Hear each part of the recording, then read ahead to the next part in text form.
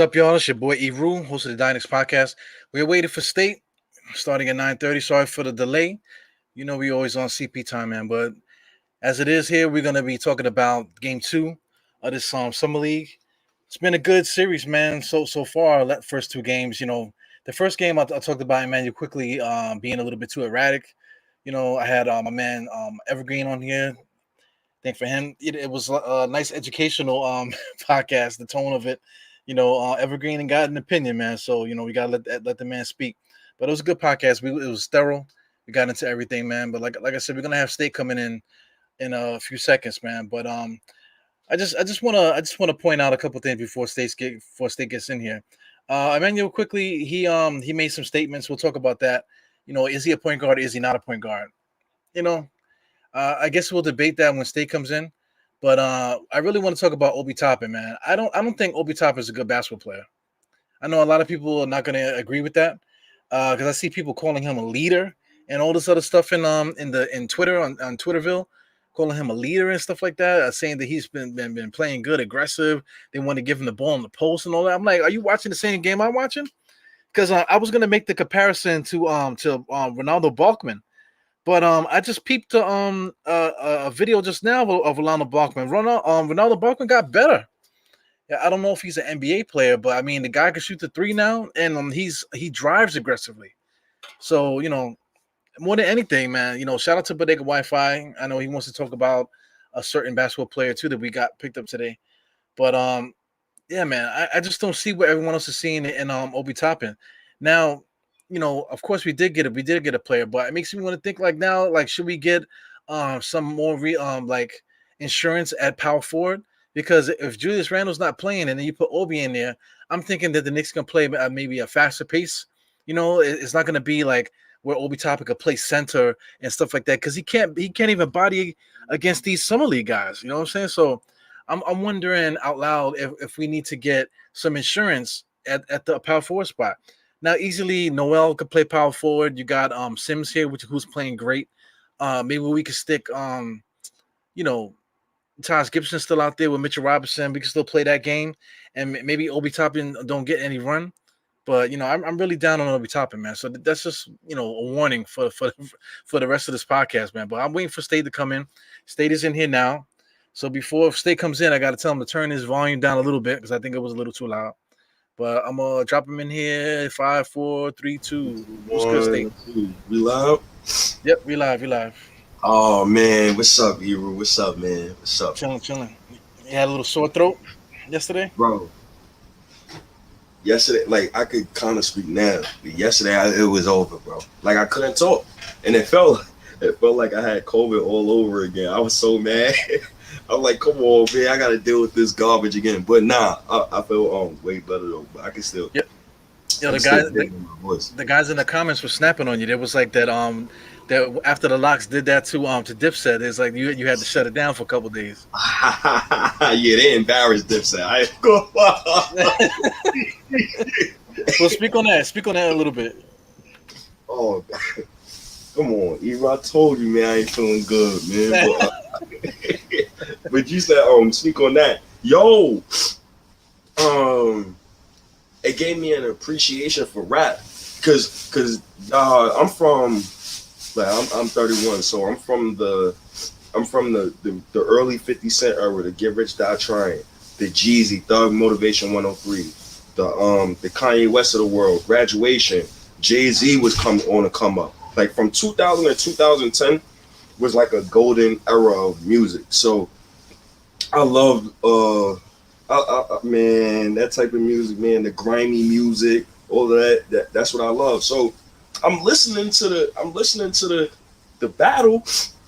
Dipset don't even know the words. They was lip singing like Billy Vanilli at some points to that shit.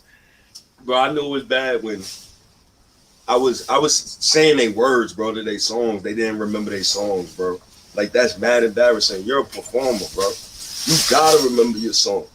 So that was embarrassing. And then once Jada said, hey, yo, Tech, drop that, and the Who Shot You beat came on, I said, I just got up. Yo, not even that. Yo, shout out to cinematography, man. That camera when Jadakiss came out, he's like, "Yo, I'm outside. I don't live in Miami." All that stuff. Though the camera panned out like this, whatever. It got big. It freaking showed the crowd, and then I was like, "Yo, man, they are killing these dudes, man." Yeah, they were like magicians out there. That shit was crazy. Ooh. Oh man, don't die on me, man. You in the right spot. So if you're gonna die, you're in the right. You can just roll over right there. Oh my goodness. Yeah, Woo! man. But the Locks murdered Dipset, yo. They murdered them something crazy, bro. That was oh my goodness. Yeah. What can I compare that to? I don't even know what to compare it to. It was so bad. It was like an old school like battle. It's like KRS-One just came out there and snatched the mic from who he snatched the mic from. I mean, back in the day, some dude was rapping. He just got on the stage, snatched the mic from him, and they just started doing his show. KRS started doing his own show on the other guy's show. Oh nah, that's gangster. Yeah, that's KRS-One is like old school with that, man. It's legendary shit. Yeah, but this is definitely on at the same thing as that, man. The Locks definitely certified themselves with that. Yeah, man. And gave me appreciation for music. I only listen to Griselda now. Benny the Butcher, Conway the Machine, Westside Gun. So yeah, I don't really listen to anybody else. Yo, I'm all messed up, bro. I got hiccups. My throat killing me. Come on, man. Come on. It's crazy, man. It's all good, man. But when you were coming in, I was just giving like a little warm up, I guess. I was talking about of course we're gonna talk about quickly. Of course we're gonna talk about bacon. But I guess since I already brought it up, what do you think about Obi Toppin, man? Yo. So I'll say this, he's improved, right? Because I watched yesterday's game. Now today's game I'm gonna rewatch when I get in the crib. Because I watched the first half, but I didn't get a chance to watch the second half, and I turned back on the game when it was like 5 minutes left. And as soon as I turned it on, quickly hit a floater and he had 33 points. So I mean, no, he hit a floater and he had 31 points. I didn't really get a chance to get in tune with today's game. Like the first half, I got in tune. I'm not really impressed. It's not Obi for me, bro. It's like Obi's good with me. What's your take on Obi? Well, me and Evergreen was talking yesterday. I don't know if you caught. We Evergreen. Is very thorough. Yeah, he's thorough with the way he talks, whatever. But we both were kind of in agreement. I think everybody's in agreement. As soon as like the bench comes in, it's gonna be a different ball game. Derrick Rose gonna be leading. We're quickly running. We're gonna have Burks running too. Obi's gonna be definitely a big part of that. It's gonna be a different way of offense as soon as the bench comes in. Because in the beginning it's gonna be more half court, a little bit more fast breaking now because we got more talent. But I mean, once that bench comes in, it's gonna be a different look. That's what we're all expecting. But I'm just looking at Twitter, and I feel like everyone's not seeing it the way I'm seeing it. They're looking at Obi as like, all of a sudden Obi's like acting like a leader out there. That he's more physical and this. And I'm like, what kind of game are you guys watching? Because I hear them saying that he could play center and all this other stuff. I just don't agree. He can't finish. There was one play. Let's say for everything. Let's say like just to bring Frank back into keep his thing alive, right? Like he would have a good game, and then he'll hit a three, and then he'll come down and hit an air ball floater right in the lane. You know what I'm saying? It's like, which guy is it? So I mean, like Obi was playing okay. Then on that fast break, he comes in, and I'm like, a big man that's supposed to be like the way that everyone says that he is, he should have finished that fast break play with no problem. Like the guy wasn't even in front of him. But basketball one-on-one, like if you're a good scorer, one defender in front of you on the fast break should not deter you from scoring. That should be just barbecue chicken, like everybody says. But this is what he did. He got the ball, received it, and instead of going into his move, he threw a chicken, with his elbow, blatant push off with his elbow, and then he threw the ball over his head with his left hand. I'm like, yo, am I looking at what I'm looking at? So I'm just not sold on this kid. I really don't know, man. Maybe I'm overreacting. This is very early in the season. He didn't have a summer league last year, but he did. He played good in the playoffs last year. So I mean, I feel like this should be like a step forward, man. I feel like I don't see no step forward for this kid. Bro, I feel like you overreacted. Usually it's me. Usually I'm going crazy. I feel like you overreacted. Only because when I watched Obi Toppin for the first game and the first half of this game, bro, the three things that stood out to me: his motor, his handle, right, and his shot. Now his shot don't look like last year. Remember his shot last year? It looked like it was going to go to the moon every time he shoot it. But now his shot looks more direct. And Obi's more aggressive going to the basket. I like his back to the basket moves. I didn't know he had a lot of those moves. I rarely seen it on the Knicks last season. But let me ask you this: if Obi Toppin if he was 20, would you feel differently about his development? Well, when I look at him, I see a 19-year-old. You know, like if you didn't tell me that he was 23, I wouldn't believe you that he was 23. You know, or however old he is now. I don't know if he's 20. Is he how old? Is he 24 or 23? 23. Yeah, but you know, if you told me he was 23, I would be like, really? You know what I'm saying? I wouldn't believe it. He looks like a 19-year-old. You know, he looks like somebody that's still developing. Like he just got this. You know, the chin hair. I feel like he just got the chin hair. This is his second year in the NBA. Look at Emmanuel quickly. That first game we will rank. You know, a lot of people ranking on he's not a point guard, this, that, and the other. But you know, even though he had bad shooting and he was wild, erratic. You know, like super energetic, had no stop in his game. Everything was go go go. You know, even Luka had to tell him to stop. But he still had 8 assists in this game. 32 points, and I think he had 8 assists again. This game compared to the first game was a lot different. He was a step slower, which let the game come to him, and he was busting ass. I think, you know, because Indiana didn't have a point guard, so yeah, and they had to put Duarte on him, so he was busting Duarte's ass, man. So I was feeling sorry for him for a second. But you know, the point I'm trying to make is that this is quickly's second year in the NBA, so this is playing against these guys is nothing. He's just like practicing. But Obi Toppin, I feel like this is his rookie year. You know, so like this is not a second year for him. I feel like looking at him now, he looks like a guy that this is his first taste of the NBA. That's what it looks like to me. Yo, the Obi Toppin thing is funny because I'm on a different spectrum than you. It's crazy. You getting on Obi Toppin. I don't like quickly at point guard, bro. I do not like it, bro. Like even today, I understand he had 32 and 8. I still didn't like it. Like not every and people were saying, oh, you know, quickly he don't gotta be a pure point guard. You know, he could be a combo guard.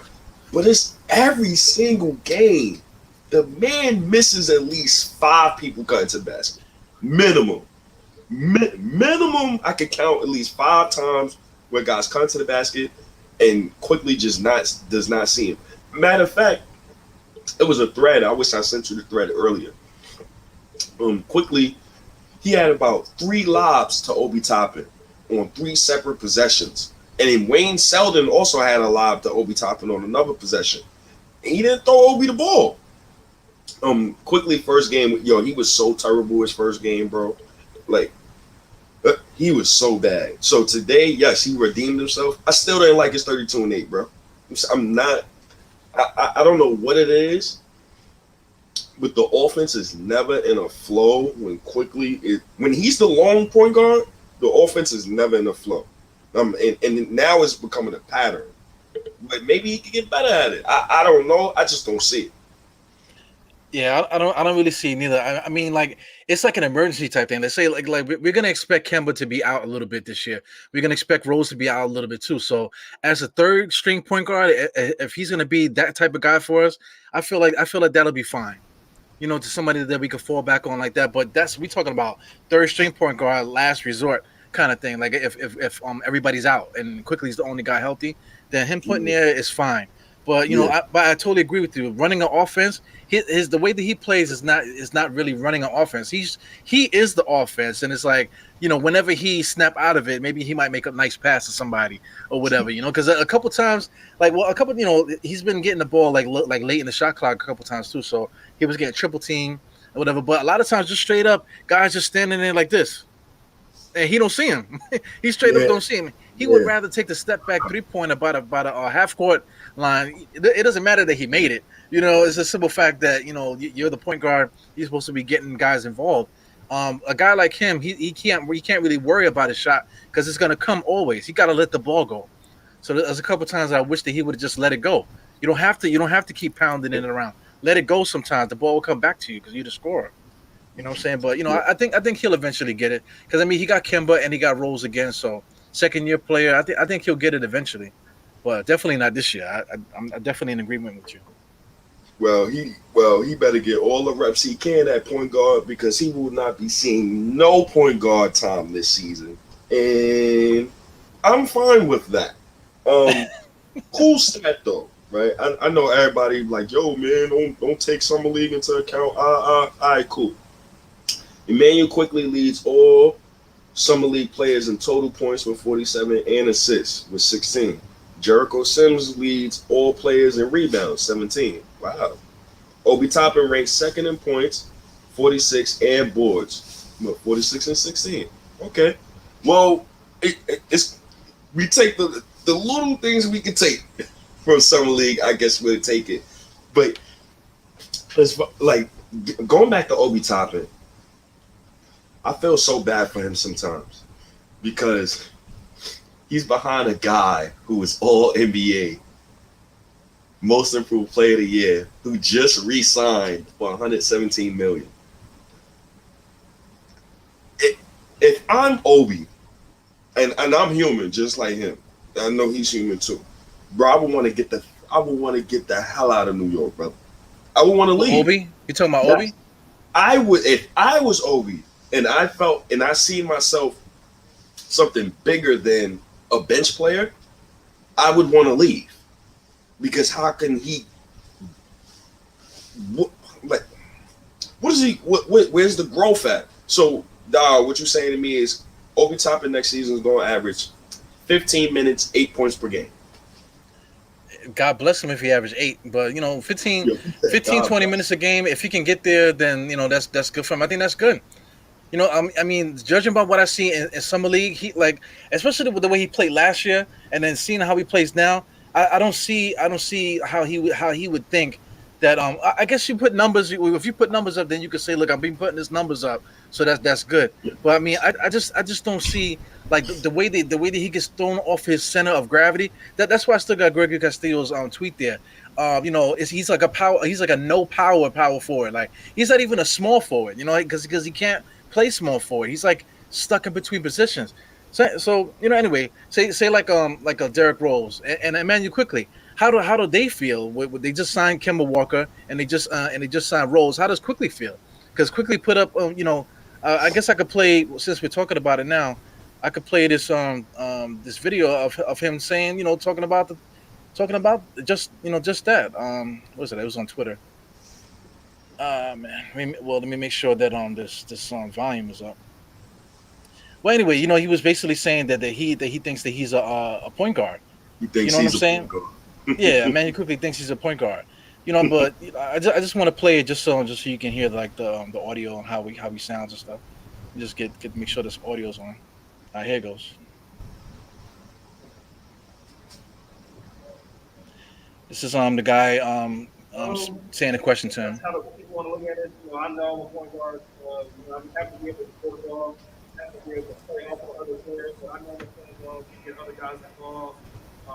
And if that just happened, how people see it, that's how people see it. But I know for sure that I'm a player. Yeah, so the way his energy, I just like his energy, how he said it. You know what I'm saying? So Obi Toppin's in the same boat. If Obi Toppin thinks that he's a point guard, a power forward, I don't know. Would he want to get out? Does Quickly have that right too to say, "Oh, I think I'm better. Trade me." You know what I'm saying? Does he have the same right? Because he's putting up good numbers too. And he said what he said. That's true, and I love the confidence from Quickly. I love everything he said in that video. My thing with Obi Toppin is, he could do. Now I know people say crazy things, so I was watching him in the first game.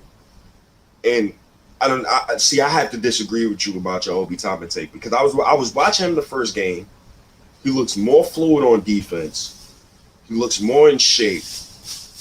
He got the body of a small forward, but he looks like he want to play power forward.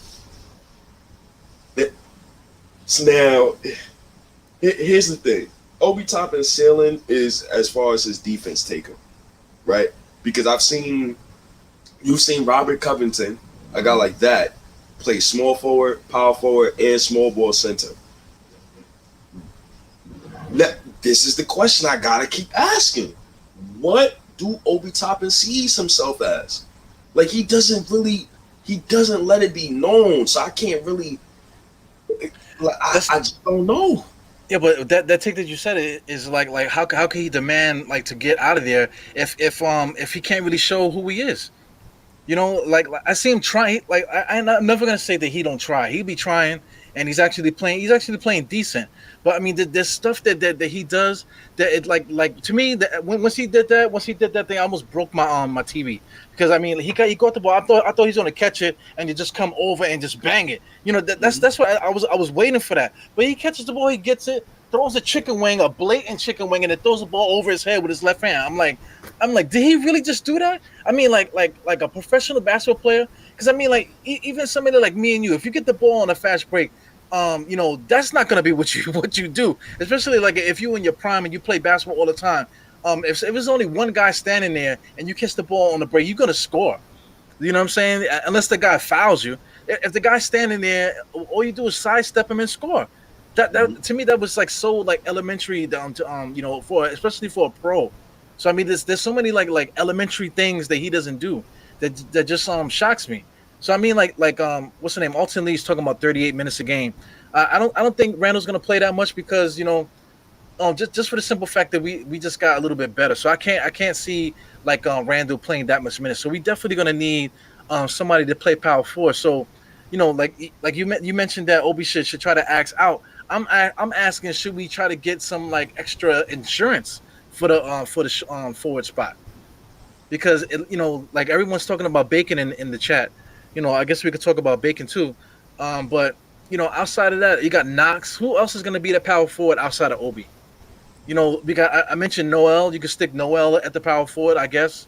You know, if you're gonna play Sims and Taj. But, you know, you don't agree with that. But, I mean, like, you know, should we try to get another power forward to just to add to the depth? So, like, I would say yes if Thibodeau wasn't our coach. My problem with Thibodeau, the biggest issue I have with him is this man won't adjust. He won't adjust. Now, the questions you asked me just now, right? You're asking me these questions about Obi Toppin because we don't know. I don't know if this is the reason why. It could be a part of it. You could tell me no, if not. But we don't know if Thibodeau is ever going to play small. We don't know that. That is the biggest issue with me and Thibs right now. So you re-signed Nerlens, right? You say you got Randall, right? So Randall, if he's first of all going back up to the guy Alton Lee, if I see Randall playing 38 minutes a game next season, bro, I'm screaming I want Thibs fired every time we come on live because that is crazy, bro. That is crazy, bro. He played 200 more minutes than the next man last season. That is 4 NBA games he played more than everybody else. Then we wondering why Randall he was getting smoked by Gallo in the playoffs. We wondering why he getting smoked. Oh, no wonder. The man legs is smoked. The Thibodeau then ran them into the ground. I'm done with Thibodeau, yo. I don't even want to talk about that, man. But is Obi the answer? Like just as a team, like if you want to play, I'm talking about team basketball. Like I mentioned earlier in the show, once you bring the bench in, we definitely going to play a different style of basketball. So by default, hopefully that the bench comes in and plays so well that you can give the bench guys rest because everybody's going to need rest because even Fournier is not the whole. Matter of fact, the whole starting lineup is except RJ. Everybody's injury prone, so Fournier is going to need some extra rest. Walker's going to need some extra rest. And Mitch too. Mitch is injury prone. He's been hurt every year. So all these guys are definitely going to need rest. We got good guys coming off the bench, man. So I'm hoping that that Tom Thibodeau, because my thing is last year who was we gonna play? You know, like you don't trust Frank, you don't trust Knox, so they're not gonna play. So there was nobody there to help us. We were just stuck. But now this year we got extra firepower. So you will hope that he will play the guys because you know I was gonna say Nocioni and them guys, but he didn't coach Nocioni and Yep. Ben Gordon and those guys. He coached them right after that. But I mean, you know, if you got the players, you know, I guess you're going to use it. At least that's my hope. You know what I'm saying? You know, Sim is asking to come in, man. Everybody, I got to get Sim in here. I'm trying to get my point out though. But Yeah. like honestly, yo, I'm done with Thibs, bro. Like I'm done with that man, bro. He's a first of all, he's a liar. That's one thing I don't like about a coach. I hate being lied to. That's my one thing. That's my pet peeve about coach. When Jeff Hornacek lied to me, I was done with that man. Thibodeau lied. He said it was a competition for minutes during preseason. He gifted Alfred the whole season cookie minutes, took Alfred out the second playoff game. This idiot puts Derrick Rose in to start, knowing that Derrick Rose was going to speed up the starting lineup, and then we get smacked every game. And people wondering why I'm calling Nate McMillan Nasty Nate the way he did Thibodeau. He did him greasy. He coached circles around Thibodeau, and Thibodeau wants to win his way. I don't like that man. What he gonna say to us, dog? Look. He gonna say to us next month, you know. Well, minutes. We're going to see guys minutes. We're going to rest them. We're going to make sure that guys are well rested. This MF are going to come out the first 3 games, play Randall 40 minutes every game, bro. He's going to do it every game, bro. I cannot trust Thibs no more, bro. I'm good with it. Yeah, it sound like you're talking about Larry Brown. Larry Brown, I say Larry Brown's he's a fucking bitch, man. That Larry Brown, the Larry Brown podcast is coming, man. I got my stepbrother, man. He gonna get on here, and we just gonna lay him a new one, man. He's to me, he's like the most overrated, you know, coach of all time. He's a liar. You know, speaking of liars, man, let's get Sim in here. What's up, Sim? Speaking of liars, my bad. I'm just kidding, man. What's good, Sim? Good to see you, man. What's good?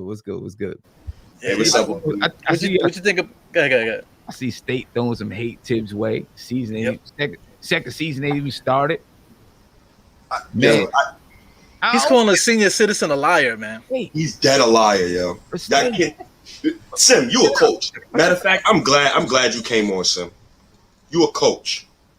You know coach speak, right? Mm-hmm. When Thibodeau said after game 4 we got smacked, he said we're gonna throw everything in the kitchen sink. We're gonna try everything. Comes out the next game and does the same exact thing he did game 4 and game 5. How can I trust that man? Then hold on real quick. One more thing. Competition for minutes. The competition for minutes thing really grinds my gears. Because you know Alfred stinks. And you continue to put that man out in the starting lineup and go and tell me, because he's good defensively. He didn't stop nobody last season. I'm done. My fault, G. But look, how can you argue with a team going from how many wins do we have in 21 the season before? 21. Well, how can you argue with a 20-win difference? I don't think you can argue with that right now. I think you got to wait until this season coming up to see what he does. To me, this is the test because we had talent, but we didn't have enough talent, and we didn't have enough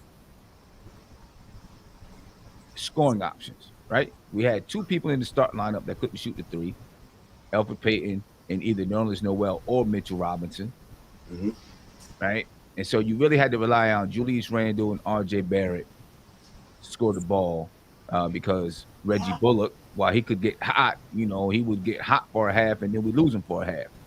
And all he could do was shoot the 3. He couldn't go to the basket. If he wasn't shooting the 3, he'd pump fake, take a step in and shoot the long 2, right? So it wasn't much else that he could do. Now Thibodeau has options. You got a point guard that can get to the cup. Hopefully he's going to be healthy.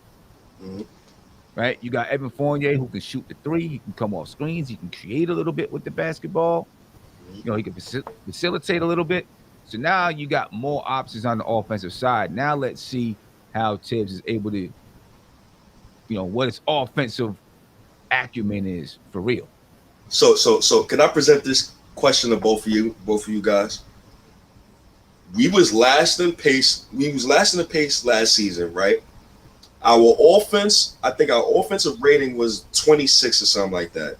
Or it was probably total points per game. But basically we was under 23 in the league. We was under 23 in every offensive category. Mm-hmm. If we still stink on offense next season, who is that on? I just need to know. If we stink on offense next season, for the entire season, I think from the beginning of the season, you got to give a chance for the team to gel a little bit, right? So, you know, I think you got to do that.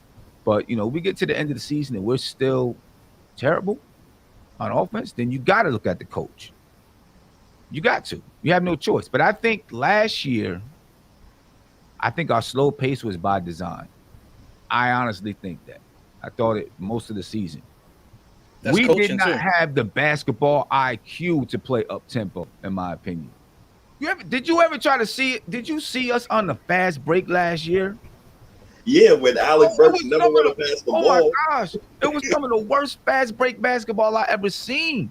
It was terrible, terrible. I would be like, high school kids. High school kids could. That was our starting point guard. Elfrid Payton can't see. He's your point guard, and you want to run. You want to run the fast breaks. That's a losing situation there. I mean, but it wasn't even when Elfrid was on. I mean, you would have RJ, Alec Burks on the fast break, and that was a recipe for disaster. I would be like, what the hell are they doing? You know what I'm saying? So it was like I just didn't think that they could play a fast-paced game last year, and they were more suited to play a slow game. You know, because they didn't have to, you know, when you're playing a fast-paced game, you gotta naturally know where to go, you gotta be able to run the lanes, know where to go at the drop of a dime. You got to be able to get to those spots and do it correctly. When you play a slow game, you have time to think about, okay, where do I need to be right now? How do I get there? And those type of things. I think with Kemba Walker and Evan Fournier, we can play a little bit faster, play a little bit more up tempo. But that also means our defense is going to drop some. At least our defensive numbers are going to drop some because there's going to be more possessions per basketball game now. So even if a team is shooting a lower percentage, they may score more points. Yeah, you know? Absolutely. Yeah. Just by default, getting better players, you know, you get better offense, you know, but better offense and better pace is going to dictate more opportunities, you know, to fail on defense, man. So, you know, it's going to be a different Knicks team, but it's only because we got better. We just got better, you know. Yeah. To keep it simple, I mean, Bullock and Elfrid Payton was a starting, you know, point guard and small forward. What can you do? You know, and then RJ was inconsistent all year, you know. Yeah. I mean, what can you do? I mean, there wasn't much Tom Thibodeau could do on the offensive side with that team. I just don't think there was. And you had to play Randall that many minutes to survive, man. And we won 41 games, 41 and 31. So bro, you had to. But when you look at, if you go look at the minutes of your top players in the NBA, though, that's a good reply. So let me give you a better rebuttal. Right, Randall played 200 more minutes than the next person in the NBA. OG, so that means literally that man played 76 games, right? Then played 5 games in the playoffs. So he played 81 games, and I'm sitting here wondering why Randall is letting Gallinari treat him like a prison inmate. And I'm just wondering because he has no legs, and I destroyed Randall for his playoff series. And I keep coming back to Thibodeau. Thibodeau was so bad, OG. He was so bad in the playoffs. Like, he was so bad. I know we're going to win 45-plus games next season. I don't care about the wins in the regular season. I'm just focused strictly on his offense and the playoffs because he was really bad. When Julius Randle goes to the coach and says, Coach, can you make some adjustments? and you still ignore your team's best player to do what you want, I'm out. Okay. Yeah, but what was the adjustments? What adjustments could he make? First of all, why you do that, Diehard? Well, this was the thing. He wanted to play more pinch posts, get the ball a little bit higher, for whatever reason, angles and things of that nature. But I mean, you still got Elfrid Payton over there, and you still got Bullock, and then you bench Elfrid Payton, and then you want to put Frank in. He was out. He definitely was out coached because he just was not prepared for this. He had a whole week to prepare for Atlanta, and we just wasn't prepared. Atlanta, schooled us in that regard, but we did get better. So, man, this is a whole different thing this year. Let me tell you something. 2.5 weeks ago, I was in an AAU tournament. I was out-coached like a mother. Crazily out-coached. I was also out-talented, and that's the reason why I was out-coached, because I just didn't have the talent to be able to do any of the things that I wanted to do on the basketball court. First of all, my tallest player in this tournament, because my tallest player that I had on the team was 6'4". She couldn't play anymore. My next tallest player was 6'2". She had to go to Atlanta. So my next tallest player after that is 5'8". Oh my God. Right? So now we're playing against teams who have, some of them, they have 6-foot point guards. So we're trying to figure out, okay, what are we going to do? How are we going to, what can we do against these teams? Right? And against most of them, the teams that we played, there was not much we could do because we were getting killed on the board and everything in every single game. If we eliminated the rebounds, we probably played those teams evenly. But there was nothing that I could do, no schemes that I could put in that would let us compete on the boards. So teams were getting 6, 7 offensive rebounds in one possession before they scored the basketball. And it was kind of a testament to our team because we knew that they were going to get the rebound. So we were scrapping and scraping to try to stop them from scoring, even though they got the rebound. So we forced them to have to get 6, 7 rebounds in a row before they could score the basketball. But there was nothing I could do. There was no adjustments that I could make that was going to allow me to win the basketball game. Yo, State, let me introduce you to Tom Thibodeau right there. There he goes. That's Tom Thibodeau right there. There you go. You know what I'm saying? What I get it because I mean you was expecting to have the 6'4" guy, you expect a girl, you expecting to have the other 6'footer. So you was expecting to play a certain way. Since you didn't have those guys, now you're like in a rock and a hard place. You gotta change the whole mindset of what you wanted to do. And it's kind of hard to do that on the fly like that, especially when you're playing with the height, Yeah, so when you're out talented, there's nothing. I could put the best play in the world, but if my players can't catch, there's nothing I can do about it. Or if they can't shoot when they get open, it's nothing I can do about that. So I think there was definitely a talent deficit when it came to playing the Hawks. I don't think any adjustments were going to allow the Knicks to win. And if Julius Randle, in my opinion, said to Coach Tom Thibodeau, put me in the pinch post or put me in the low post out. That's where I want to get the ball. He's on the court. He could have just went to the pinch post and said, give me the ball here. Tom Thibodeau wasn't going to take him out the game. All right. He could have just went there and said, I want the ball here. Give me the ball here. And then went and did what he did. But now you see what you just said, right? Mm-hmm. I'm so glad we got Kemba Walker for exactly what you just said.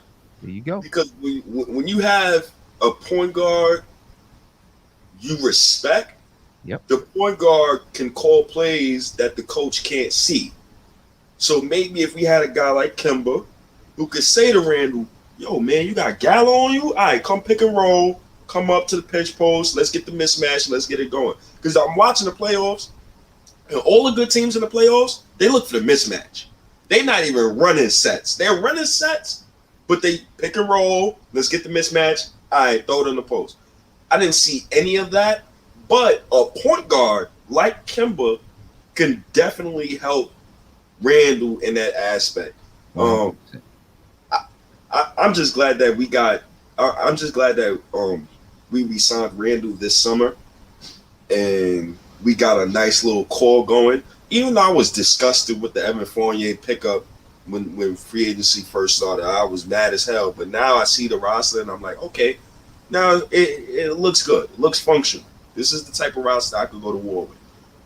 Yeah, the Kemba Walker point you made too, like Kemba Walker as the point guard, sometimes they could be running the play, and in the middle of the play, he could just say, "Oh snap, somebody's open down low," or "Oh snap, the lane is open." So I'd rather just take the lane and break the play because I could see the score, or I could see the alley, or I could see something else happening that maybe nobody else sees because I'm the point guard. But Elfrid Payton's like legally blind, handicapped, sticker in the window and all that, man. So you're asking a little bit, too much from a player like that. So thank God that we got Kemba, and then Rose is here from the start of the year, so we got blessing on both, starting and coming off the bench this year. Yeah. But State, I think you're exactly right. That's that's what the Knicks were missing, that leader, that floor general so that Tom Thibodeau last year reminded me of a high school coach. He had to basically be on the floor calling plays, yelling people's name, telling them to go here, go there, right? Mm-hmm. In the NBA, you shouldn't have to do that as a coach. Yeah. You should have a point guard. Yeah, he was coaching hard. You should have a point guard that can instruct the team, and then your head coach can work on adjustments. And how do what do I who do I put in to capitalize on this mismatch, or what little how can I tinker with what we're doing on the offensive side or the defensive side to give us an advantage? But when you literally have to be the point guard on the floor, by calling out the plays and doing those things, you can't think about those other things. Mm. You know what I mean? So it really is tough. That's why Chris Paul is so valuable. Because any coach that has Chris Paul can say, you got it on the offensive side. I'll deal with some of these other things. You handle that out there on the floor. And I think it just makes a big, big difference. Difference. Absolutely.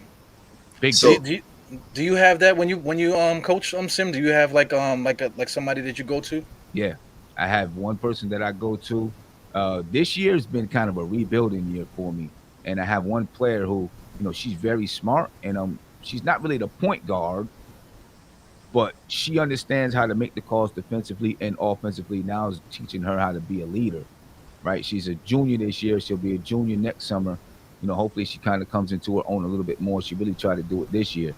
I remember one season, though, I had a point guard, and he just took over on the floor. You know what I mean? And, he'd make calls and he'd make changes. He knew everything. I had coached him for 3 or 4 years already. He knew everything that we wanted to do. So he'd make the changes and the adjustments on the floor, on the fly. And then me and my assistant coaches, we could sit down, talk strategy a little bit, on who we should put in and why and those type of things. Put him in there. And then, I remember one time we were in a tournament, and in the tournament, it was like a point differential, right? It was based on wins, losses, plus point differential. So if you win by 10 points, you get a plus 10. Then you lose by 5 points, now you're at a plus 5. So at the end of the game that we were playing, we needed 2 points so that we could advance to the championship, right? And, it was a tough game. My focus was on, okay, what do we need to do to win this game? Because we got down by like 15 points, right? We made some adjustments. We found ways to get back. We had like a 5-point lead or something like that. We needed 2 more points. At the end of the game, just the last 3 seconds of the game, when the other team gave up, he went ahead and scored it. And he came to the bench because normally I would have killed him. Like, what are you doing? We don't need to embarrass him. He came to the bench. He said, Coach, we needed 2 points to make sure we went to the championship. 1 point. We got to the championship by outscoring the other competition by 1 point.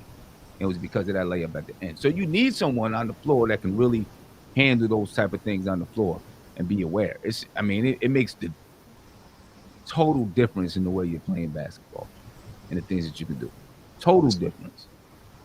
So Sam, me and Diehard, we was talking about.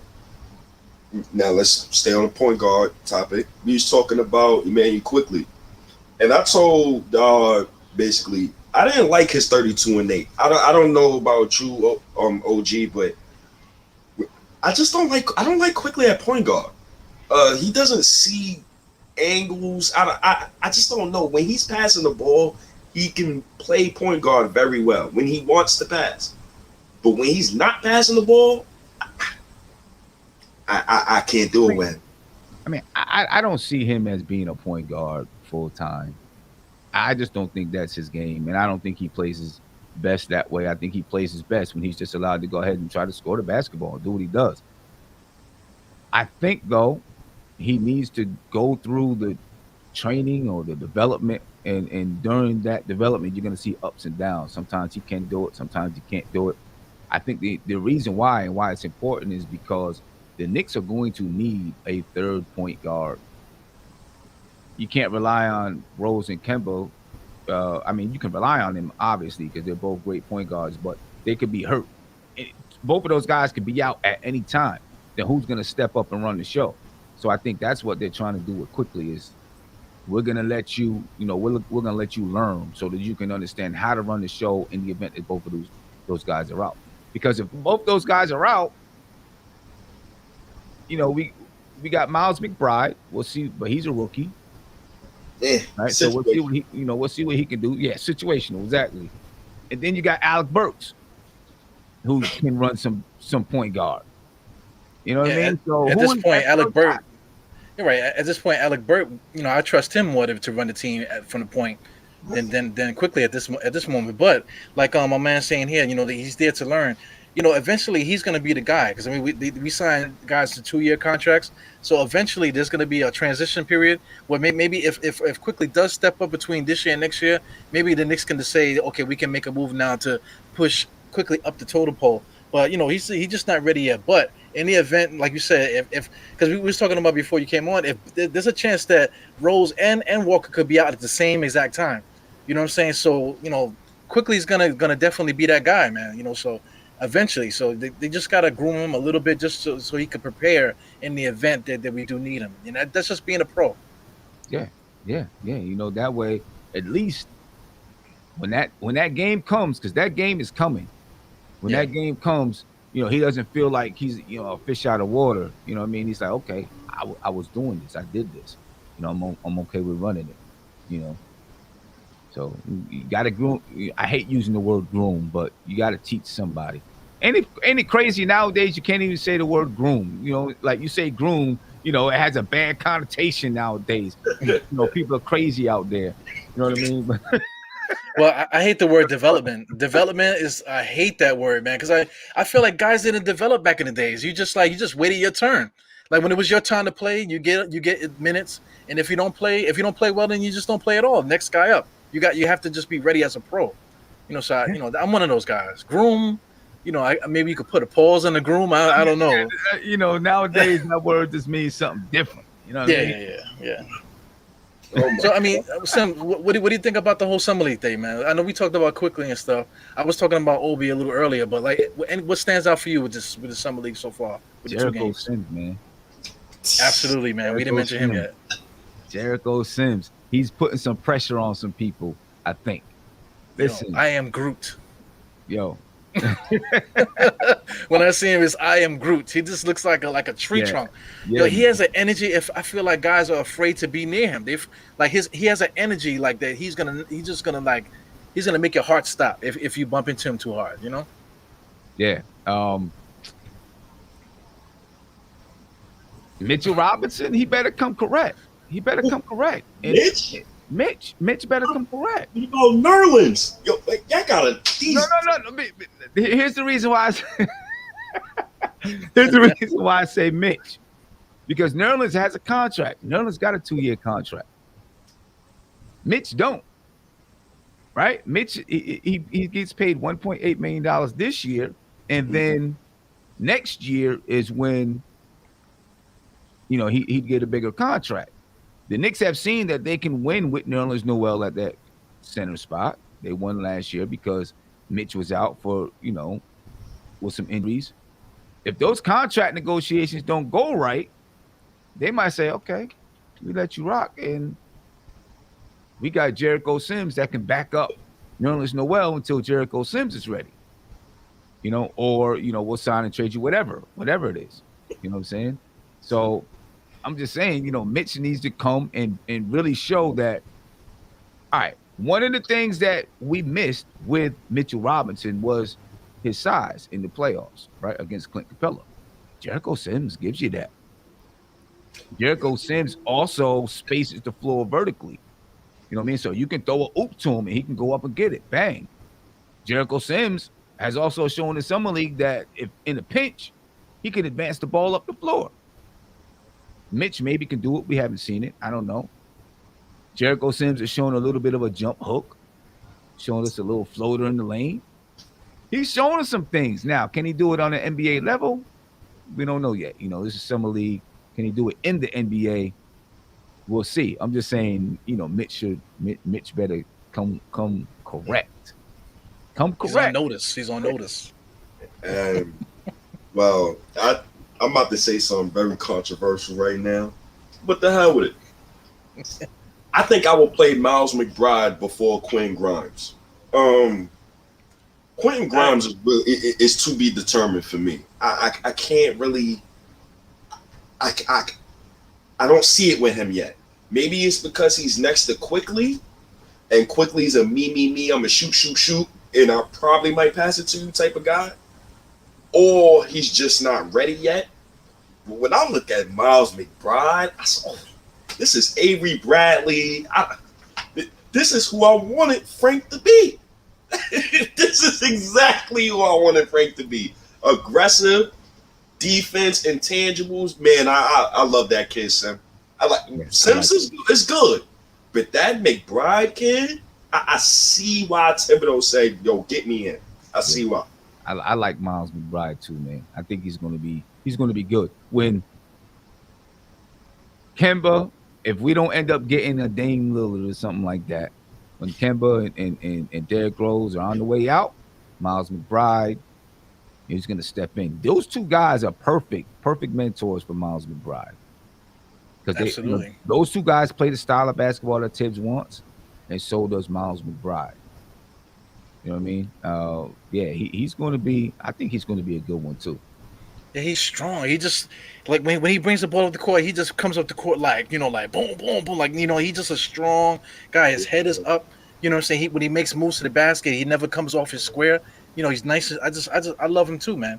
I definitely love him. But I just want to say that Grimes cat is hot garbage, man. He is terrible to me. He is hot garbage, bro. Oh, man. He gets every time he gets the ball, he keeps doing this little like stutter step, and he's supposed to be going in and out, trying to get the guy to be shifty. But how you go in and out when you just standing there like you're doing a snake, and then he just has to give it up. But every time he does it, there's no way he's going nowhere with it, man. So he's a 3-and-D guy to me. He plays hard, I give him that.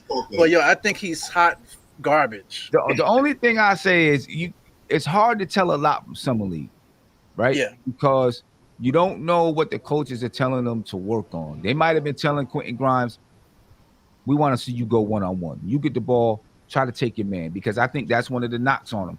He doesn't have boogaloo, right?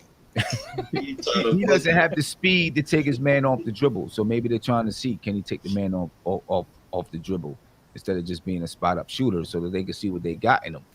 Now, I mean, I think he's going to end up just being a spot-up shooter because I don't think he has the speed or the athleticism to take his man off the dribble and create his own shot. Not in the NBA. In high school, he did. Not in the NBA. Yeah. You know he might be just like a system guy, right? Would you say that, a system guy? System guy. I think Danny Green is what I think he's going to be. Yeah. He's going to be like Danny Green. Yo, hold on. He's going to be like Danny Green. So D, knock down those threes. I think we'll see some games where he, gets 15, 17 points, mainly off of 3-point shooting. Like, I gotta ask you this question. I think so. He had 9 points in the first Summer League game, and he wasn't even shooting well. Yeah. Right? So I think you will see him, if he gets the playing time, he's got to get the playing time. But with the amount of space that he'll have on the floor, if he's out there on the floor, and that's going to depend on his defense. I think he's got defense. And obviously, you got Alec Burks and those guys. But if Alec Burks goes down for a number of games, 10 games or something like that, and he gets a chance to step in, I think you'll see him be able to get wide open shots. Randall's going to help open up the floor so he can get shots. Rose, Kemba Walker, I think he'll get a chance. I hope so, because it sounds good. So for me, I know Grimes is situational. I know McBride is situational. I know Sims is situational. Kevin Knox, he might as well pack his bags now and go back to Florida or look for his next team. Why? Because we signed Dwayne Bacon? Because the Knicks signed Of course. What? How you not? Of course. And Grimes is hot garbage. I'm sorry. But do you know? Sorry, Ray Rivera. But do you know what that? But do you know what that? We don't know what that contract is yet. Is it just a training camp contract or is it a full out contract? Because the Knicks can only carry 17. I mean, can only carry 15. They've already got 15 signed players. Before Dwayne Bacon, they had 15 players signed, right? Well, I guess I can't say that because they haven't signed Kemba Walker yet. No. I'm trying to look for it, but they haven't said anything about it yet. That's why I love Leon Rose. He just does everything so secretive. He don't let nobody know nothing. They don't speak to nobody. I said this to Diehard before free agency. I said, yo, Diehard, we doing this whole show. We've been on here for about an hour plus.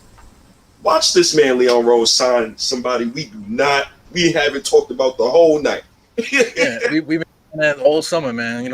All season. That something's gonna happen that we never seen, and that's exactly what's been happening all year. With to add to this Bacon thing, right? Let's say it might just be like a training camp invite thing.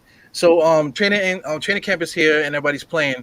Grimes gonna play over Bacon? Yes. Like because guys want to say they want to lose respect for content creators because we're talking junk about guys in the summer league. But if Bacon's in there and Grimes is playing, I think Bacon's gonna outplay Grimes. So if that happens and Grimes don't play, would the respect come back to the content creators? For a guy that never played an NBA game and can't prove that he can go an inch to the left or an inch to the right when he makes a dribble move. See, Diehard, this is on you. Because you said Grimes was garbage. Now you know people's gonna come for you if he starts producing. I know, but that's the thing. If you come for somebody, then somebody come back. That's how it works, right? That's how it works. Right. Yeah. I mean, he got a nice haircut, though. Would you agree? He's handsome too. He's a good-looking guy. I say that. Listen, remember last year the Knicks brought Michael Kidd-Gilchrist in the camp, right? A defensive guard that can't shoot. He got cut from camp. I'm not saying that's going to happen with Dwayne Bacon, but he's basically the same kind of guy, defensive guard that can't shoot. Sometimes you might bring people in the training camp just so that you can bang around the players that you drafted or just people come into training camp so that they can practice against your primary players. Yeah, absolutely. I think that's key right there. That's a key point there. Yeah, so I guess we'll see if they're serious about him or not. If they are serious about him, then somebody has to get waived to create a roster spot. Now, Luka Vildoza, his money's not even guaranteed. So I think if anyone were to get waived, it would be Luka Vildoza if they wanted to keep Dwayne Bacon. Yo, what's the deal with the two-way contracts? Are they official yet? Did they officially sign two guys for two ways? Jericho Sims is signed. Yeah. They had Theo Pinson signed, I thought. Now he's with the Bucks. So I guess they have one more spot available. Okay, I guess they'll figure that out when training camp comes in and they'll put those guys in the spot. But what's the dude's name that we didn't sign to the 2-year contract, the two-way contract? Theo Pinson, right? I think it's because you can't sign the same guy 3 years in a row. I think that's what the issue was, right? Yeah, because it's a two-way deal. So they're like, yo, after a certain amount of time, you gotta sign him to the contract, a regular, minimum contract at least, So Theo's a good guy, man. Respect to Theo, man. Hope he gets some minutes. Over there, man. Yeah, at least mess up his sneakers or something, man. He been wearing the same sneakers for like his whole NBA career. He ain't got not one scuff mark on his kicks, man. He wearing the all black Uptowns and stuff, man. He ain't trying to get out there. It's crazy. Oh man, I just hope Tom Thibodeau, man, this 63-year-old man, if he comes out next season with the same Julius Randle #1 option garbage offense with Randle's ISO in every play, I'm gonna lose my mind because I can't take it no more. The Randle ISO every play and Julius Randle gotta come back better, man. Can't average 17 points, shoot 27% from the field, and the Knicks still rewarded you with a contract. You got to give me something better than what you did last season. Oh, you mean in the playoffs? In the playoffs, wait, hold on. Regular season. He was great regular season, yes, but no Derrick Rose, no playoffs. I'm sticking to it, and I will go to my grave saying that. He could have had that 24, 10, and 6 all he want, but no Derrick Rose, no 9-game win streak, no playoffs. I mean, you're probably right. You're probably right. No Derrick Rose, no playoffs. Derrick Rose was a big, huge part of everything that happened with the Knicks last year. But I think Julius Randle is going to be much better in the playoffs, simply because we have more offensive options. Right. The stress level is definitely going to be lower. Yeah, and the Atlanta Hawks, I'm telling you, I broke it down on one of the shows. They played this amoeba type of defense that the San Antonio Spurs did earlier in the season. They never actually did a hard double on Julius Randle, right? They had somebody kind of show like they were going to double, and now Julius Randle had to make a decision. What do I do? Right? Because this guy is it's like when Julius Randle got the ball, they went into a 2-3 zone. When someone else had the ball, they were in the man. As soon as Randle got the ball, back into a 2-3 zone, right? So now it made it where there was not much he could do, because if he went to the paint, they were on him. But remember, they're in a zone now, so everyone's kind of playing the passing lanes, and so then when they pass out, they're back out on man, right? So teams played this type of defense, or the Hawks played this type of defense, and I think they took it from the Spurs. The first time I seen it was when they played the Spurs the first time, and Randle was caught very indecisive so many times because he wasn't sure if the defense was going to double or not. He was used to the teams doubling him hard and then finding the open person. But when they don't double hard, he sees the person there. He can't really go because he knows if he goes, he's running into traffic, but he also can't make a pass out to an open person, right? So now he's got to make a decision what to do and probably pull up a mid-range jump shot. That's what the Atlanta Hawks did against them. They won't be able to do that this year. Or any team. They won't be able to do that because you got too many guys that are going to be able to score. Evan Fournier, he can knock down the three. Listen, I'm gonna tell you, I'm gonna be one of the kids. I'm gonna be like one of the kids now. I was playing 2K and I got Evan Fournier on there and I was fired. Yeah, I haven't lost yet, man. I haven't lost yet. Evan Fournier. I'm telling you, I was fired. I was like, yeah, if he's like this during the season for real, it's over. Yeah, man. I haven't lost all week, man, playing 2K with Fournier, man. Fournier's like the MVP of 2K. I hope so. Because Hawks did us filthy. They did do us dirty. Oh, my God. I got to get water. Well, on the other side of the ball, Indiana, Indiana was playing. What did you think about Duarte? What do you think about his game? I didn't get to see a whole lot because I was kind of trying to watch and drive and doing a bunch of things at the same time because I didn't even realize, for whatever reason, I thought that the Knicks didn't play again until Wednesday night against the Lakers. And then something funky happened with the schedule. I think with the Wizards, something happened to do with the Wizards where they had to cancel a game due to COVID stuff. You know what I'm saying? So they just threw an extra game for the Knicks for some reason. All right. So I didn't really get a chance to see him like that, So I'm not exactly sure. I got the game recorded. I need to go back. I'm gonna go back tonight and really, really watch it so I don't even want to speak on it too much because I don't know exactly what he did or how he looked. Yeah. What did you get a chance to look at Duarte State? Yes. But I didn't really get a good chance. Like I told you before, I watched the first half. In the second half, I didn't really get a chance to watch it because I was just getting to work, and so I gotta like do mad stuff when I get here. But I'm gonna rewatch the whole game when I get home tonight, and I really want to see because the first half, I just didn't. I don't like quickly at point guard for some reason. Like I don't know. Like I like my point guard to pass the ball. He just doesn't pass enough for me, and he doesn't see the lanes enough for me.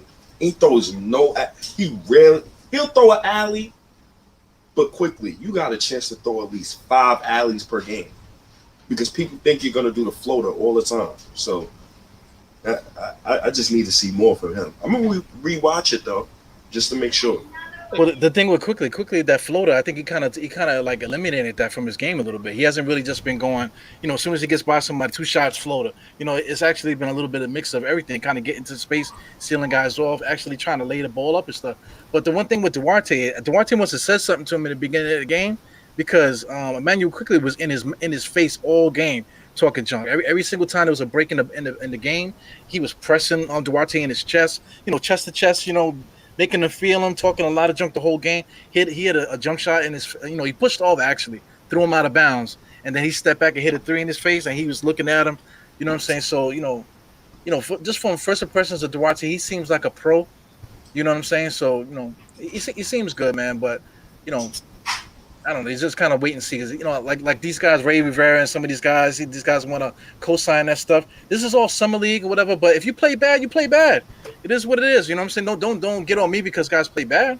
You have to call it the way that you see it. Guys have to prove themselves as time goes on. I think Duarte is definitely gonna be a good player in this league. You could just see it. Yeah. You think he's got all-star potential? I don't know, man. He got some age on him.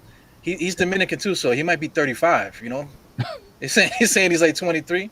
His records, that dude might be like 35, man. So 35. Yeah, so you never No know. NBA player has become an all-star after being drafted at the age of 22 or older in the past 20 years. It's only been one person to become an all-star. That's Damian Lillard. And Damian Lillard led the NCAA in scoring a couple of times. So whoever want to hang their hat on that, go ahead. I'm good. This is another reason why secretly I didn't want the Knicks to pick Obi Toppin. But that's a story for another day. But what do you think about Obi Toppin, Sim? I mean, I like what I've seen from him so far in the summer league. You know what I mean? I like that he's being aggressive. I think he's working on his footwork, which I think is a big part to why you see a lack of his ability to create his own shot. So I think he's working on his footwork. I'll be back 5 minutes. I'll be back. He's still got a lot of work to go. You know what I mean? As far as becoming a really strong offensive player and the ability to create for himself and do those type of things. But I think that I like his defensive energy so far in the summer league. I like his decisiveness. He's not like in the NBA or last season. He'd catch the ball and he'd think about, what do I got to do? Where am I going? Right. I think he's being more decisive right now in the summer league. And part of that is because he's playing against lesser competition. Right. But I think he's being more decisive. His activity on the defensive end, I really like. He's rebounding the ball well. Right. I think he's being aggressive, going and grabbing rebounds, which I like because that's something that we need on the team. So I like what I see in the summer league so far. I agree with you. I want to point out this here. Like you said, Duarte's an old dude. Obi could be considered an old dude as well. But I don't see the old dude in Obi Toppin. I still see Obi Toppin to me looks like a first year player. I feel like he looks like a rookie this year to me. Like the way that he played in summer league is what I expected to see last year from Obi Toppin, as like the first impression type of thing from him, man. So this is a couple things with Obi Toppin that I just don't see. I was bringing it up to State. I don't know if you saw the play where he caught the ball on a fast break. He only had one guy in front of him. The guy he wasn't going to try to stop Obi because he was assuming that Obi was going to just blast it on him. But Obi catches the ball. And then he stops his momentum, shoves the guy with his elbow, and then throws the ball over his head with his left hand. Over his head. He didn't even turn to the basket. He just elbowed and threw the ball over his head. And of course he got hit with a foul or whatever, so he was able to salvage the play. But I just think something like that, especially with a pro, even like high school. Now high schoolers, if there's only one guy down, you're gonna score. That's just the way that the game is played now. You're just gonna score down there. So there's some things in his game to me that just missing. And I just don't know. I just don't know what he can do to get that. Just something missing in his body. What do you think about that? I mean, I think he's got to continue to work, because I do like what you said. You look at him like while he's older, he's still, you feel like this could be like his rookie year or something like that. Similar to that. He's way behind in his development as a player, I think. Right? When you look at his history as far as making it to the NBA, it took him to go to prep school and then go to and then be redshirted a year, and then he played 2 years in college, right? And so, boom, now he's 22 years old coming out of college, and was just a sophomore, 22 years old as a sophomore, because he needed more development to make it to that Division I level. And I think he needs more development to make it as a competent NBA player, which I think he will get there. I do. I think he'll get there. Looking at his history as a high school player and bouncing around to different schools, I think he lost some of that fundamental development, right? Because, you go to this school and then you go to that school and you got this coach and that coach, and nobody really focuses in and says, this is what you need. You need this good footwork, and you need to understand attention to detail, and you need to study the game on a level so that you can think the game through and make decisions that way. I don't think he really got that. So I think that's something that's missing in his game. And the reason why he never got it is because he was probably so much more talented than everybody that they were like, hey, you know what? This guy's scoring the basketball for us. He's doing this. He's doing that.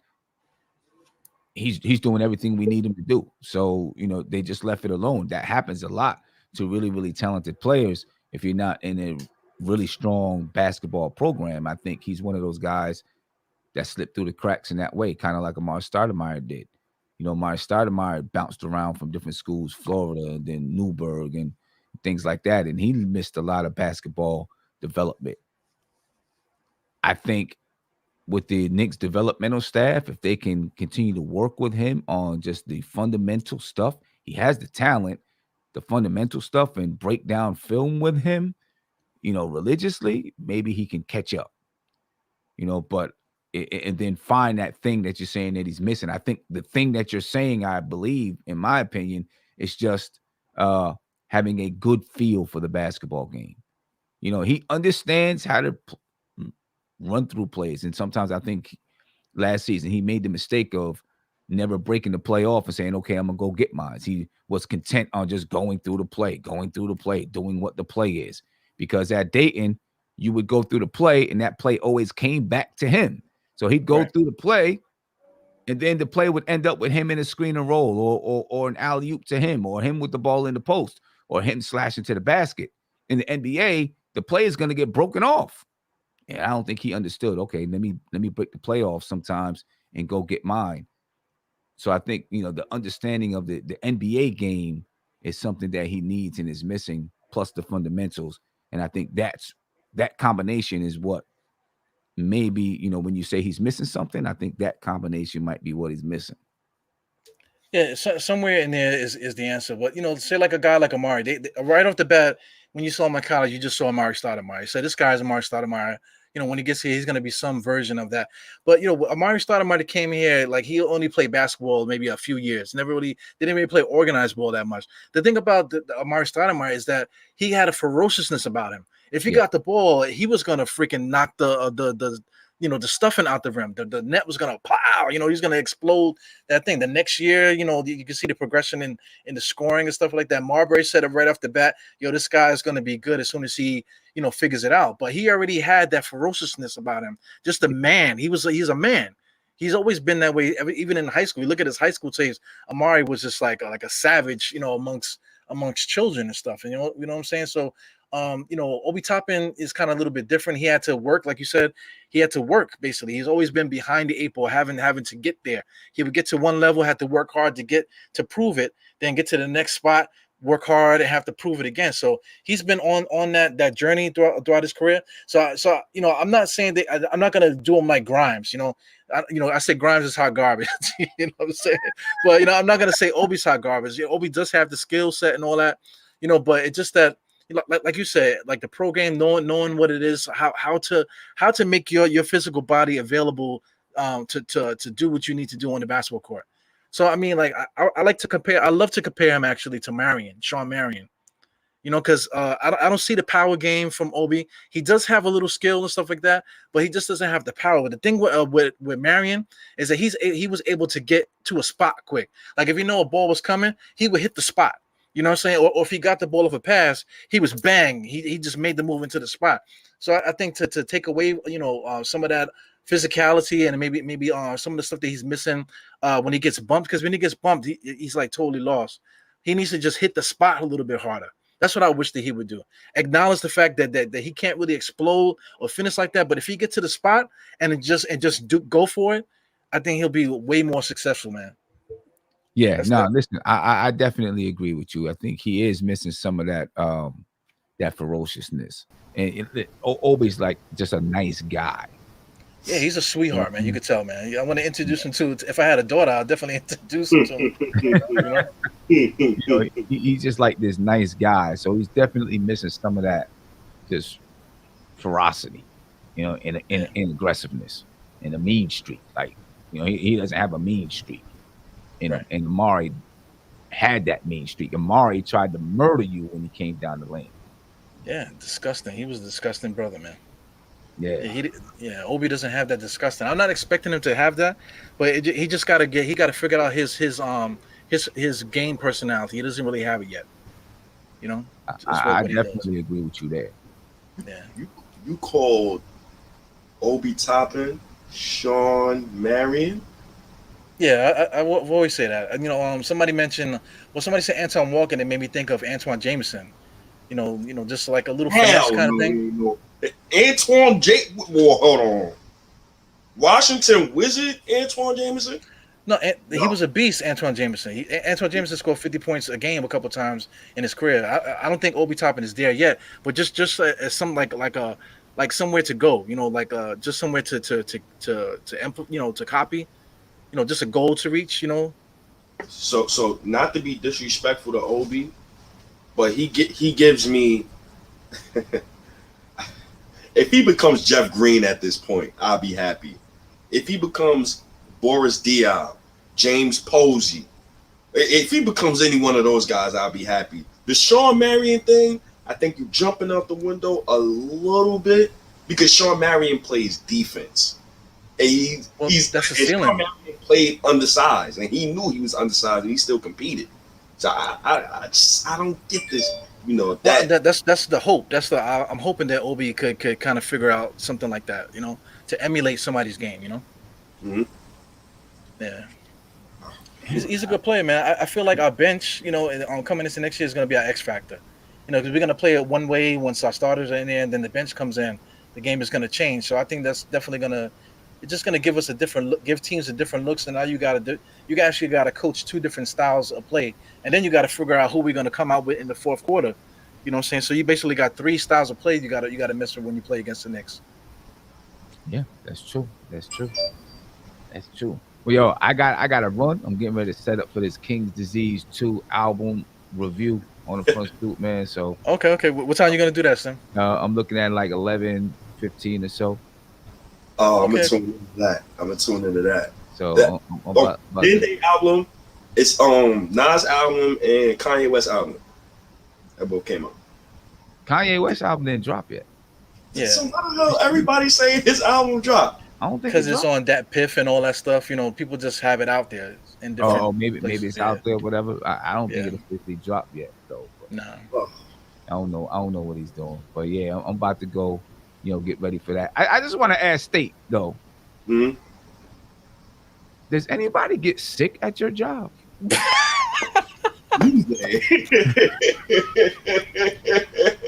I'm just trying to figure it out. But every time I turn around, I see you on here with Diehard. I'm like, I mean, you must live in the utopia somewhere or something. Yeah, he's Dexter. That's why he's over there. There's like mad dead bodies behind that curtain over there. He's collecting blood and stuff, blood samples. That's why he had a sore throat. He had to go bury some people. That's why. Yeah, listen, I don't know where I got it. It don't even feel like it's sore throat. I feel like I got COVID all over again, but I know it's not COVID. I feel like crap. Even though I'm talking to you right now, I feel like straight garbage. I ain't gonna lie to you. So Yeah, well, be safe out there, man. Be safe. I will. Thank you, OG.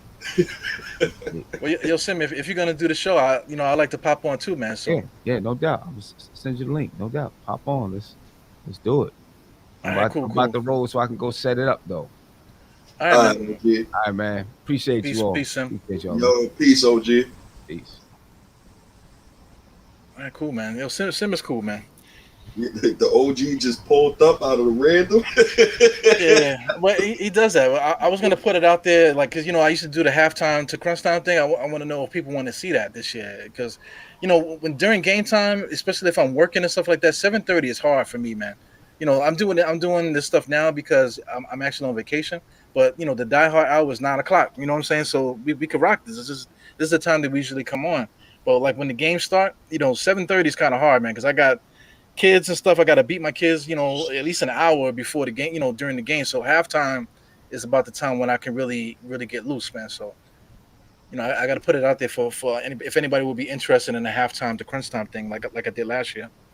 Yeah, we definitely got to do that because I already see where this is going at work because a lot of people been like leaving the COVID vaccine. A lot of people been getting clipped for that. So I know it's going to get really busy this winter.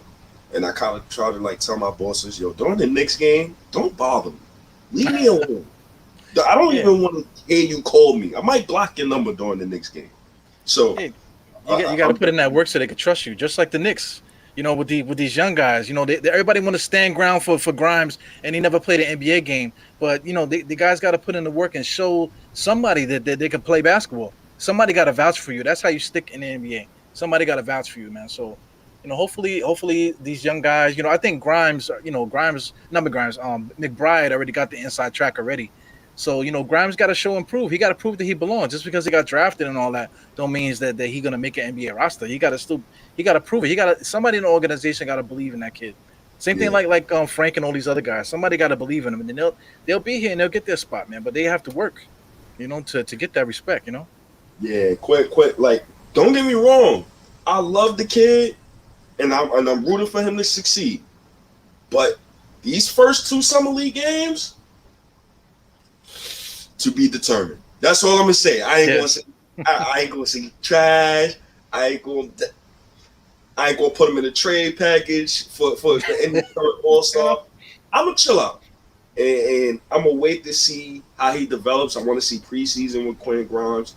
And I want to see probably the first 10 games. Then you're going to really hear from me. But we might not see him the first 10 games because I think he's situational. I don't think we're going to see him this season. It's old school. He got to put in the work and in practice. In practice, you got to just show that you belong in the NBA. Then you'll get when it's time, when the injury, if the injury bug comes, especially COVID protocols, you don't even got to be sick or hurt. You could just get a positive test. You're not even sick, and then now you got to be out, like 5 games or whatever. So the potential for all that could happen. So Grimes is going to get a shot. But, I mean, in order to get that shot when the time comes, he's got to put in his work behind the scenes from now until then. You know what I'm saying? That regardless of what I say on day 2 in preseason, he's got to put in that work for his own self. not worried about what somebody like me got to say about him. You know what I'm saying? That's here nor there. You know. So I'm gonna remember this conversation because I'm gonna record that part that you said Grimes is trash for personal hot garbage. I said hot Oh, garbage. hot garbage. Okay, hot garbage. Let me keep that for personal keeping. So if he shows out this season, you gonna have to play that video again, and you gonna have to explain to people why you said what you said. Yo, man, people said the same thing about Frank Ntilikina for like the last 4 years, man. Now he's entering what is like 5th year or whatever, So people have been saying that same thing about Knox. They still waiting for the day that Knox all of a sudden becomes, a good NBA basketball player. Then they're gonna, be saying, I told you, like for 5 years, you told me, like Jesus Christ, man. If you go to school or college, whatever, if you do the minimum in college in 4 years, you're gonna get a degree. You know what I'm saying? So it's like. Whatever, man. What can you do? Yeah, but obviously, I don't care. I got, we got this platform, and people want to call me out for things. I say a lot of stuff, man. If you want to call me out, I'm quite sure I've said something bad at least once or twice since we've been doing this thing. Oh, I get called a dummy once per day, brother. I ain't even worried about that. I get cursed out once a day, so it comes with the territory, man. I respect it. Yeah, and you tell them to go F yourself, like with the quickness. that thing still says, it says just cents, like seconds away, and then like you're already like, man, fuck you, motherfucker. You know what I'm saying? Yeah, that's what I admire about you, though, man. You know your basketball. You're not afraid to stand up for the shit that you say, and you're not afraid to fall back and say, yo, I was wrong about that and stuff like that. That's what it's all about. I can't double down on idiocy. I know if I'm wrong, I'll admit I'm wrong, and I'm going to back off of it. That's what I'm saying. But one take I'm taking to the grave, and I guess we could get out of here, because I really want to drink some honey, bro. Like, that, oh, my God. It's this whole area. I'm messed up right now. But one take that will take to my grave until it's proven to me, to my own 2 eyes, Julius Randle is a championship third option. I've seen championships the past 20 years. The 1 or 2 options, every single 1 or 2 option better than Randle. Tim Duncan, Ginobili, Tony Parker, Dwayne Wade, Braun, Curry, Clay, Durant, Curry. Am I missing a team? But am I Chauncey Billups, Rasheed Wallace? Well, he probably better. Is Randle better than Rasheed Wallace? See, this is where I gotta. No, Randle is better than Rasheed Wallace. I ain't gonna be that. I don't know. That's a debate. Well, Rasheed Wallace had the height, not for nothing. If you look at Rasheed Wallace's stats and compare him to other people, his peers, because people immediately were, name recognition. Rasheed Wallace, oh no, man, he's like top 5. Like, he had no stats though. You know what I'm saying? If you look at his stats, he had no stats. His stats are not that good. But he was a good basketball player. He held his position down and he played off everybody really good. He also played with a lot of stacked teams too, and he always was like a good teammate. So you got to add all that stuff into situation too. So just to say like with the Knicks now, we got Kemba Walker now, we got the bench, and then we got Fournier. RJ's gonna ascend. We hope he goes to where he needs to go. So that means that Randle, instead of dying every night, getting crucified, and dragging himself, doing everything. Now he could just chill into Rasheed Wallace role. Give me 14, 15, maybe even 18. Maybe he could still stay up in that 18 range. Give me the 10 rebounds. You know what I'm saying? Get the little passes here and there. But it's not anxiety where, oh my God, I gotta get 30 tonight or we're gonna lose. I gotta play 48 minutes. With just getting a little bit of extra help, reinforcements, it will allow him to really like come down to the player that he really is. Because I don't think he's going to be, 25 and 12 and 7 for the rest of his career. He's playing his ass off, man. You're talking about Hall of Fame. I don't know if he's going to be like that. I don't know, yo. Hey, to be determined, just like Quentin Grimes with me. To be determined. I ain't gonna say nothing. To be determined. Damn, my chest is killing me. So what, you got some last thoughts? Last thoughts. I just want some honey, some tea. My chest is killing me, bro. Like, you don't understand. Like, so for Soap anybody, and water, hand sanitizer. hand sanitizer. I'm not. Oh, You're making me itch, man. All that coughing you're doing over there making me itch. So, Jesus Christ. oh, OG, what's up, OG? So, yeah, like I'm dying today. Yeah, I got my Purell right here. Everybody wear your goddamn mask because I'm sick as hell. You don't want to be sick either. Shout outs to the Knicks.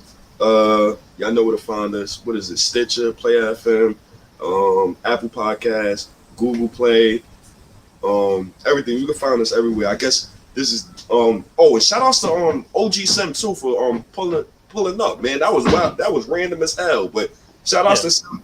I hope we have more people, more random Knick content creators who could pull up just like how Sim did. I think we should start doing that. Just random. If a Knick content creator, yo man, got pull up, let him pull up. Yeah, I think Quentin Grimes is going to be on the next show, man. He's going to show us his little shimmy, whatever, with the ball. He's going to show us the go-to move.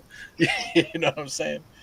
Yeah, but as it is, we'll have people popping in from here and there, man. I have an idea. I'm a shout out to somebody, and we'll probably have a lot of fun with that. So just stay tuned to Diehard Podcast. Diehard State of Mind. Shout out to State. With the audio podcast. Like I said, you see them all on all these different platforms, and we out for now, right? Yes, sir. Episode 15, like the big 15, with no Bullock, no Alfred. Yo, I'ma holla at y'all, yo. And shout out to Jarrell. Diehard, before I get off of this, leave Grimes alone. Leave him alone. Hey, all right, y'all. You gotta put a restraining order against me, man, because I'm gonna get him every time. Just play ball, man. Play ball. That's all, man. Play ball and prove me wrong. All right, Knick Nation. All right, Diehard. I appreciate you, man. Yeah, no doubt, man. Yeah, man. Hopefully, State feels better, man. Anyway, thanks, guys, for tuning in to Diehard Knicks Podcast. Hit the likes button. I always forget to say that. Hit the like button. Subscribe. Let people know that I'm doing this stuff, man, so we can continue this thing moving. Sorry for the technical issues that you hear every once in a while, because I broke my equipment when I went to Florida, man. So anyway, that'll be fixed. That sounds long. Anyway, thank you guys for coming in. I haven't said this in a while. 4 fingers to the forehead, tucking the thumb. Salute. I'll see you guys on the next one. Peace.